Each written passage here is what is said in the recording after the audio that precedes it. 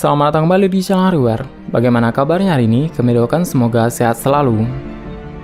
Jika kita melihat orang-orang Yahudi di internet, TV, media, dan sebagainya, pasti kita melihat mereka memakai pakaian yang seragam. Hampir semuanya memakai jas hitam panjang dan topi bundar atau fedora. Tidak hanya itu, mereka juga memanjangkan dan menjalin jambang-jambang mereka. Sebenarnya tidak semua Yahudi memanjangkan jambangnya, melainkan hanya Yahudi Ortodoks sesuai interpretasi mereka atas instruksi yang ada di dalam Torah. Dan juga ada perbedaan style antara sekte Haredi, Yemenite, dan Hasidik. Ajaran Yahudi juga mengatur cara berpakaian dengan sebutan kosher. Jambang ini oleh Yahudi disebut dengan piyot. Kata piyot yang juga disebut dengan piyot, piat, atau payot adalah bentuk jamak dari pia. Kata pia artinya sudut atau samping.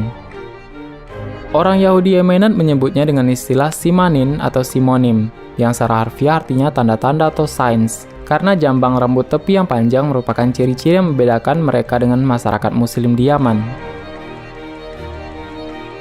Pemakaian piyut bagi orang Yahudi Ortodoks berdasarkan pada penafsiran perintah di dalam imamat, yaitu tentang larangan mencukur tepi rambut kepala. Dikatakan, janganlah kamu mencukur tepi rambut kepalamu berkeliling, dan janganlah kamu merusak tepi janggutmu.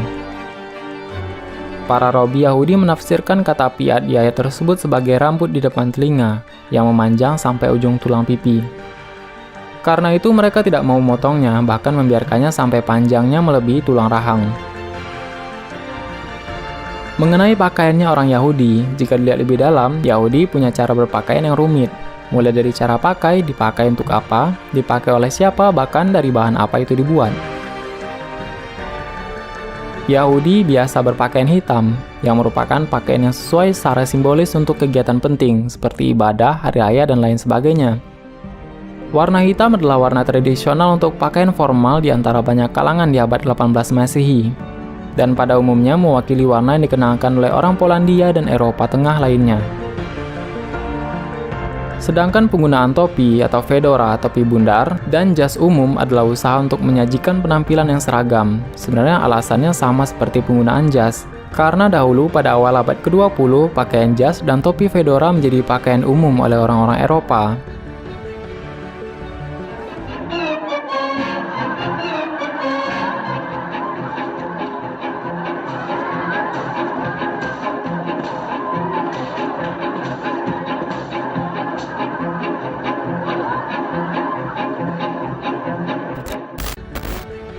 Hingga komunitas sekte Haredim dan Yahudi Ortodok lainnya menjadikan mode fashion ini sebagai pakaian khas mereka sehari-hari.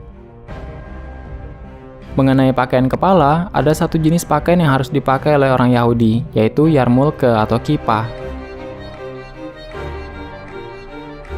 Semacam peci bulat yang mirip dipakai dalam Islam dan juga dipakai oleh Paus di Vatikan. Merupakan topi setengah bola yang dipakai sesuai perintah agama mereka untuk menutup kepala. Kipah ini tidak saja dipakai oleh kaum Yahudi Ortodoks, melainkan oleh Yahudi konservatif, Yahudi modern, bahkan penganut Zionisme. Selain memakai topi fedora, juga di dalamnya ada kipah. Tidak hanya fedora, pakaian kepala mereka juga memiliki banyak mode seperti kasket, kolpik, streimel, dan spondik.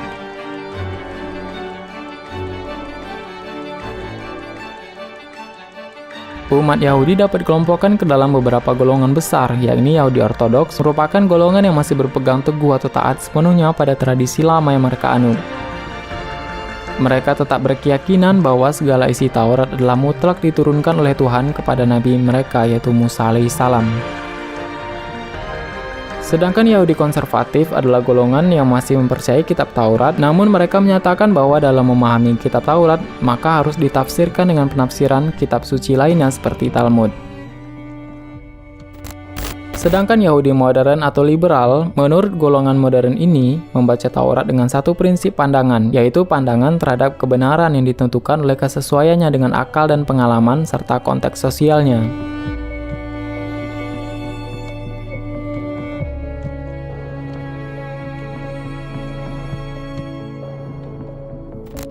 Dalam garis keturunan, Yahudi Haredim dan Ortodoks hanya mengakui garis keturunan keyahudian melalui darah wanita tanpa putus.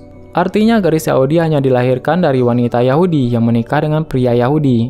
Untuk yang melakukan convert tidak diakui, sedangkan untuk Yahudi Ortodoks mengakui convert Yahudi, baik itu pihak wanita maupun pria.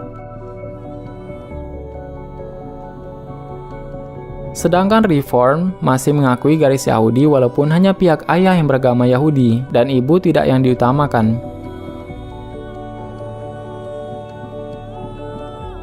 Pakar ilmu perbandingan agama Ash-Shahrastani dalam kitabnya yang berjudul Al-Milal wa Al-Nihal mengatakan bahwa Yahudi adalah umat Nabi Musa dan memiliki kitab suci yang bernama Taurat. Nama Yahudi sendiri diambil dari Yahudza, salah satu keturunan Yakub alaihissalam. Sebenarnya istilah Yahudi lebih luas maknanya daripada istilah Bani Israel dan Ibrani. Hal ini karena istilah Yahudi disematkan kepada kaum Ibrani juga disematkan kepada orang-orang non-Ibrani yang memeluk agama Yahudi.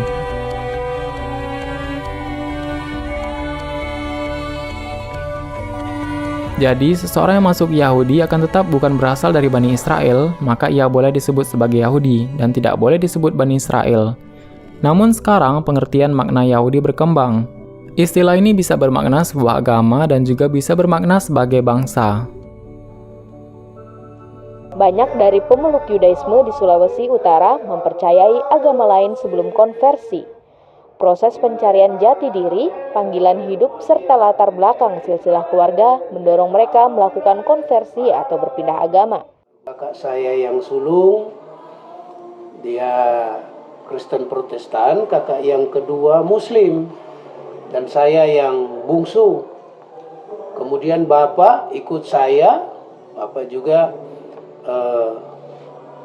yang dari pihak bapak punya keturunan dari pihak mama juga, ibu juga dari aliran karismatik, dan tidak ada benturan di sana. Ketika kita mau kembali ke Yudaisme, justru mama dan papa justru menopang, bahkan mereka memberikan tempat beribadat sementara di rumah kami.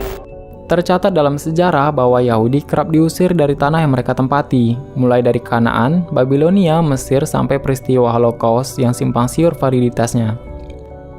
Semuanya menjadikan bangsa Yahudi sebagai objek pembantaian dan pengusiran.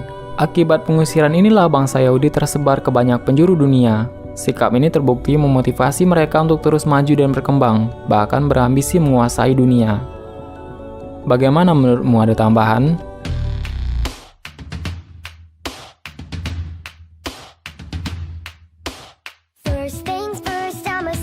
Silahkan berikan tanggapan dan komentarnya di kolom komentar di bawah. Sebenarnya sangat banyak hal yang belum dan akan kita bahas. Tetap nantikan video selanjutnya, aktifkan notifikasi video dari channel ini dan menekan tombol subscribe dan klik ikon lonceng yang berada di sebelahnya. Jika kamu menyukai video seperti ini, silahkan tekan like dan share video ini.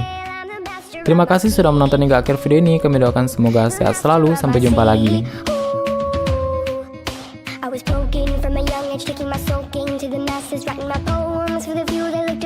Shook to me, feeling me, singing my heartache from the pain, taking my message from the veins, speaking my lesson from the brain, seeing the beauty through the